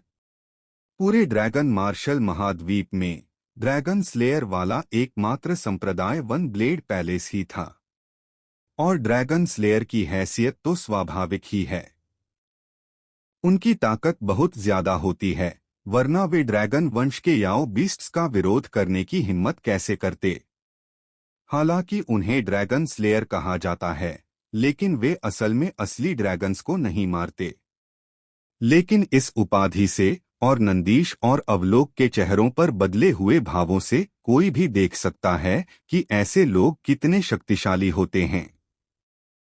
गंजे आदमी ने थॉमस को अपनी ओर आते हुए देखा तक नहीं, बल्कि अपने बगल में खड़े शून्य लोक से कहा, छोटा, मेरा तो पहले से इरादा था कि तुम चले जाओ, लेकिन तुमने उसे मार डाला। यह कुछ ज्यादा ही हो गया। उसकी नजरों में शून्य लोक का वह हिस्सा मायावी सा लगने लगा और एक रक्तरंजित श्वेत वस्त्रधारी आकृति धीरे धीरे उभरी। वह सचमुच मरा नहीं है। इस आकृति को देखकर नंदीश और अवलोक के दिल बैठ गए। यह श्वेत वस्त्रधारी आकृति ही देव थी। आज जो कुछ भी हुआ, अगर कोई पूछे कि पूरे अखाड़े में लड़ाकों के अलावा सबसे ज्यादा स्पष्ट कौन था, तो वो सिर्फ नंदीश और अवलोक जैसे लोग ही होंगे। दरअसल दर्शक के तौर पर वे देव और अन्य प्रत्यक्ष प्रतिभागियों से भी ज्यादा स्पष्ट थे। शुरू से ही देव का पीछा राजेंद्र और 5 अन्य ड्रैगन सम्राटों ने किया, फिर सरोज और शरत ने उसे घेर लिया, फिर रमा और निसर्ग ने उसे रोक लिया, और इसी तरह लगभग हर बार एक के बाद एक खतरे आते रहे और वह मौत के कगार पर लग रहा था, लेकिन अंत में वह हमेशा बच निकला। राजेंद्र और अन्य लोगों को स्टार्क परिवार के 5 ड्रैगन सम्राटों ने रोक लिया। सरोज और शरत को 7 रंगों वाली प्रसिद्ध गौरैया ने रोक लिया। रमा, निसर्ग और तलवार अमर मकबरे के 2 पागल अमरों को वन ब्लेड पैलेस के आदिनाथ ने रोक लिया। जायंट आइलैंड के 7वें पवित्र पुत्र को वन ब्लेड पैलेस के पृथ्वी पुजारी जगजीत ने रोक लिया। युद्ध देवता संप्रदाय के 5 निम्न श्रेणी के युद्ध अमरों को वन ब्लेड पैलेस के 2 पृथ्वी पुजारियों जीवेश और विक्रमजीत ने रोक लिया। और अब थॉमस और हरेश के प्रकट होने के साथ उन्हें एक बार फिर रोक लिया गया, और वह भी वन ब्लेड पैलेस के ड्रैगन स्लेयर द्वारा। सबसे महत्वपूर्ण बात यह है कि इसे अब केवल रोक नहीं कहा जा सकता। 2 ड्रैगन सम्राट, हालांकि दोनों बहुत कमजोर थे, फिर भी ड्रैगन सम्राट थे। किसी भी तरह से छद्म सम्राट क्षेत्र शिखर के बराबर नहीं। लेकिन इस क्षण उनमें से एक की मृत्यु हो गई। कभी कभी नंदीश और अवलोक सोचते थे कि देव के पास सचमुच कितना भाग्य है, मानो स्वर्ग भी उसकी रक्षा कर रहा हो। जब से सुबलियाओं का नाम फैला है, तब से उसका भाग्य स्वर्ग को चुनौती देने वाला रहा है। फीनिक्स संप्रदाय स्पष्ट रूप से एक ऐसा संप्रदाय था जिसमें कोई ड्रैगन सम्राट भी नहीं था, फिर भी उसने इतने सारे सुपर संप्रदायों को नाराज किया और पूरी तरह से सुरक्षित रहा। सुबलियाओं स्पष्ट रूप से ड्रैगन देव क्षेत्र का एक साधारण व्यक्ति था, फिर भी उसने इतने सारे ड्रैगन सम्राटों को नाराज किया, और वह अभी भी जीवित और स्वस्थ है। अगर कोई और होता तो वे इसकी कल्पना भी नहीं करते। इतने सारे ड्रैगन सम्राटों और सुपर संप्रदायों को नाराज करना तो दूर की बात है, सिर्फ एक को नाराज करने के लिए भी उन्हें शायद छिपने के लिए एक गुप्त जगह ढूंढनी पड़ती और फिर कभी बाहर निकलने की हिम्मत नहीं होती। और आज के भव्य आयोजन ने नंदीश और अवलोक को यह भी महसूस कराया कि उनकी यात्रा व्यर्थ नहीं गई। उन्होंने देव के भाग्य को देखा और उससे भी बढ़कर वन ब्लेड पैलेस की शक्ति को। आदिनाथ ने 1 के विरुद्ध 4 लड़ा, जीवेश और विक्रमजीत ने 2 के विरुद्ध 5 लड़ा, और हालांकि जगजीत ने 1 के विरुद्ध 1 लड़ा। यह याद रखना चाहिए कि उसका प्रतिद्वंद्वी विशाल द्वीप का 7वां पवित्र पुत्र था, जो पूरे विशाल द्वीप में एक प्रसिद्ध ड्रैगन सम्राट था। कुल मिलाकर वन ब्लेड पैलेस ने 3 पृथ्वी पुजारियों और 1 महल गुरु को मार गिराया, फिर भी वे 5 महासंप्रदायों के 10 ड्रैगन सम्राटों को रोकने में कामयाब रहे। खासकर इस गंजे आदमी के प्रकट होने के बाद नंदीश और अवलोक की वन ब्लेड पैलेस की शक्ति के स्तर के बारे में धारणा और भी बढ़ गई। हालांकि हरेश बहुत कमजोर था और उनका प्रतिद्वंद्वी नहीं था, फिर भी वह एक ड्रैगन सम्राट था। ड्रैगन सम्राट की अवधारणा क्या है? उनके लिए उसे इस गंजे आदमी की तरह चुपचाप बांध पाना बिल्कुल असंभव होगा। इससे यह भी पता चलता है कि यह ड्रैगन स्लेयर वाकई उतना ही शक्तिशाली है जितना कि किंवदंतियां कहती हैं, बल्कि उनसे कहीं ज्यादा शक्तिशाली। सुबलियाओं को निश्चित रूप से एक बड़ा फायदा हुआ। न केवल वह अपनी जान बचाकर भाग निकला, बल्कि उसने एक ड्रैगन सम्राट के प्राणघातक दुश्मन को भी मार डाला। नंदीश ने ठंडी सांस ली। यह कहना मुश्किल है। अवलोक ने अपना सिर हिलाया और कहा, क्या उस गंजे आदमी ने नहीं कहा था?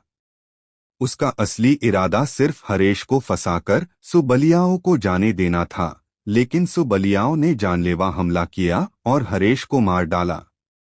चाहे जो भी हो, हरेश एक ड्रैगन सम्राट था। एक बार यह खबर फैल गई तो सुबलियाओं और 5 महासंप्रदाय सचमुच एक अंधीन संघर्ष में फंस जाएंगे। वैसे भी कोई चालबाजी की गुंजाइश नहीं थी। 5 महासंप्रदाय पहले ही उसका पीछा करने के लिए ऐसे हथकंडे अपना चुके हैं। अगर सुबलियाओं को अब भी परवाह नहीं है, तो मुझे शक है कि वह एक इंसान भी है या नहीं, नंदीश ने कहा। यह वैसा नहीं है जैसा तुम सोच रहे हो। अवलोक ने अपना सिर हिलाया और फिर कुछ नहीं कहा। वास्तव में आज की लड़ाई का महत्व सभी समझ गए थे। 5 महासंप्रदायों का लक्ष्य सुबलियाओं था। वे केवल एक व्यक्ति को मारना चाहते थे, और वह था देव। और चाहे वह स्टार्क परिवार हो या वन ब्लेड पैलेस या वे छिपे हुए शक्तिशाली लोग जो प्रकट नहीं हुए, जैसे पूर्वी पूर्वज या उत्तरी पूर्वज, उनका एकमात्र लक्ष्य देव को सुरक्षित बाहर निकालना था। यह बचाव था, मौत से लड़ना नहीं। इन ताकतों के लिए देव की जान बचाना पहले से ही सबसे बड़ा उपकार था। आखिरकार वे 5 महासंप्रदायों को पूरी तरह से अपमानित करने को तैयार नहीं थे। यहाँ तक कि वन ब्लेड पैलेस भी तैयार नहीं था। अगर देव को आज सुरक्षित बाहर निकाला जा सके और वह 5 महासंप्रदायों के पीछा से बच सके, तो मामला निपट गया माना जाएगा। लेकिन अब बात अलग है। देव ने हरेश को मार डाला। उसने एक ड्रैगन सम्राट को मार डाला। सच कहूं तो क्या आदिनाथ 5 महासंप्रदायों के इन ड्रैगन सम्राटों को मार सकता था? हाँ।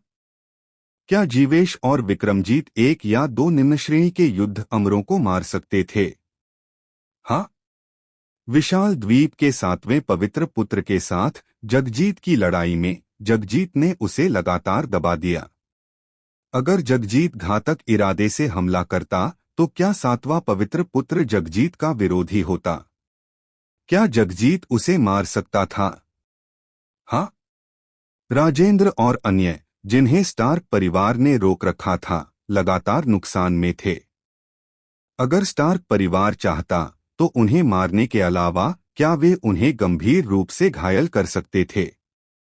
वे कर सकते थे। चाहे वन ब्लेड पैलेस हो या स्टार्क परिवार, वे अपने विरोधियों को घायल कर सकते थे या मार भी सकते थे, लेकिन उन्होंने ऐसा क्यों नहीं किया? उन्होंने तो बस 5 महासंप्रदायों के उन ड्रैगन शासकों को रोक दिया जो देव का पीछा करना चाहते थे, जिससे यह सुनिश्चित हो गया कि देव सुरक्षित निकल सके और उनका मिशन पूरा हो सके। कार्रवाई करना और हत्या का इरादा रखना दो बिल्कुल अलग अवधारणाएं हैं। इसलिए वन ब्लेड पैलेस के गंजे ड्रैगन स्लेयर ने वैसा ही कहा जैसा उसने पहले कहा था। वरिष्ठ की जीवन रक्षक कृपा यह कनिष्ठ कभी नहीं भूलेगा। सफेद कपड़े पहने देव सीधा खड़ा था। उसने गहरी सांस ली, गंजे आदमी की तरफ मुट्ठियां भींची और कहा, लेकिन सीनियर ने जो कहा वो बहुत ज्यादा है। देव इससे सहमत नहीं है। अगर इससे वन ब्लेड पैलेस को परेशानी हुई तो देव को शर्म आएगी और भविष्य में जरूर इसकी भरपाई करेगी। लेकिन अगर मैं देव के नजरिए से देखूं तो सिर्फ हरेश ही नहीं बल्कि थॉमस, राजेंद्र, सरोज, शरत, निसर्ग वगैरह जो भी आज देव की जान लेना चाहता था, देव उन सबको मार डालना चाहता है। यह सुनकर गंजे आदमी ने भौहें चढ़ाई, थोड़ा सिर हिलाया और कुछ नहीं बोला। नंदीश और अवलोक ने एक दूसरे को देखा और गहरी सांस ली। अब वे देव के व्यक्तित्व को पूरी तरह समझ गए थे। वह हर गिले शिकवे का बदला लेगा। तुम्हें जल्दी से चले जाना चाहिए। गंजे आदमी ने हाथ हिलाया, फिर थॉमस पर नजरें गड़ा दी जो तेजी से उसकी तरफ आ रहा था, और अचानक चिल्लाया, थॉमस, अपना दिमाग साफ करो। ये शब्द मानो किसी ड्रैगन की दहाड़ के साथ मिलकर थॉमस के कानों में पड़े, जिससे उसका उन्मत्त भाव थोड़ा रुक गया, और वह सचमुच रुक गया। हालांकि हरेश मर चुका है, लेकिन उसने खुद ही यह सब किया है। अगर तुम अब भी जीना चाहते हो तो बेहतर होगा कि तुम खुद को संयमित रखो। गंजे आदमी ने ठंडी सांस ली। जाहिर है वह थॉमस को मार सकता था, लेकिन वह ऐसा नहीं करना चाहता था। और गंजे आदमी की उग्र दहाड़ सुनकर थॉमस, जो पागलपन की हालत में था, कुछ देर रुकने के बाद सचमुच थोड़ा संभला। खैर, वह ड्रैगन सम्राट क्षेत्र का विशेषज्ञ था, बहुत लंबे समय तक जीवित रहा था और पहले ही कई चीजों को बड़ी उदासीनता से देख चुका था। हरेश और वह जुड़वा भाई थे, इतने सालों से सब कुछ साझा कर रहे थे और उनका रिश्ता बहुत अच्छा था। हरेश की मौत ने थॉमस को क्रोधित तो किया ही, साथ ही उसे एक चेतावनी भी दी। यानी आज क्या 5 महासंप्रदाय सचमुच देव को मार सकते हैं? शुरू से अंत तक 5 महासंप्रदायों ने बड़ी संख्या में विशेषज्ञों को भेजा था। हालांकि उनके पास अभी भी और भी तरकीबें थीं, लेकिन वे उतनी असीमित नहीं थीं जितना उन्होंने पहले दावा किया था। और देव की तरफ अभी भी पूर्वी पूर्वज थे और उत्तरी पूर्वज भी। शायद उत्तरी पूर्वज न आए, या शायद पूर्वी पूर्वज का मुख्य समूह एकांतवास से बाहर न निकल पाए और केवल एक क्लोन ही उपलब्ध हो, जिससे 5 महासंप्रदायों से मुकाबला करना मुश्किल हो जाए। लेकिन देव के सौभाग्य की सीमा कौन जानता था? क्या देव की मदद के लिए और विशेषज्ञ आते रहेंगे? उदाहरण के लिए वन ब्लेड पैलेस को ही लीजिए। उन्होंने पहले ही कुछ ड्रैगन सम्राट क्षेत्र के विशेषज्ञों को भेज दिया था। अगर और होते तो क्या होता? बस बहुत हो गया। काफी देर बाद थॉमस ने गहरी सांस ली, सिर हिलाया और आह भरी। अगर सुबलियाओ आज नहीं मरा तो मैं उसे सुजुन कहूंगा, लेकिन हम निश्चित रूप से प्राणघातक दुश्मन बने रहेंगे क्योंकि उसने मेरे सगे भाई को मार डाला। अगर वह आज मर गया तो इस बूढ़े की इच्छा पूरी हो जाएगी। उसकी मृत्यु जितनी दुखद होगी उतना ही अच्छा होगा। यह सुनकर गंजे आदमी ने भौहें चढ़ाई, यह जानते हुए कि थॉमस ने समझौता कर लिया है। बात समझ में आई, उसके अवरोध के कारण थॉमस चाहकर भी उसे पकड़ नहीं पाएगा और बहुत संभव था कि अगर यही चलता रहा तो उसे खुद नुकसान उठाना पड़ेगा या यहाँ तक कि उसकी जान भी जा सकती थी। एक कदम पीछे हटने से एक विशाल आकाश खुल जाता है। जब तक हरी भरी पहाड़ियां रहेंगी, जलाओ लकड़ी की कोई कमी नहीं होगी। यही थॉमस का वर्तमान विचार था। थॉमस को छोड़कर, थॉमस और हरेश की हरकतों के कारण उन्होंने अनजाने में आकाश कारावास के पर्दे की 5वीं परत को उड़ा दिया। देव ने इस मौके का फायदा उठाया और हरेश को मारने के बाद तेजी से दूर भाग गया। उसका निशाना ब्लैक वाइंड क्लिफ था। मध्य क्षेत्र के लोगों के लिए ब्लैक वाइंड क्लिफ सबसे खतरनाक जगहों में से एक थी।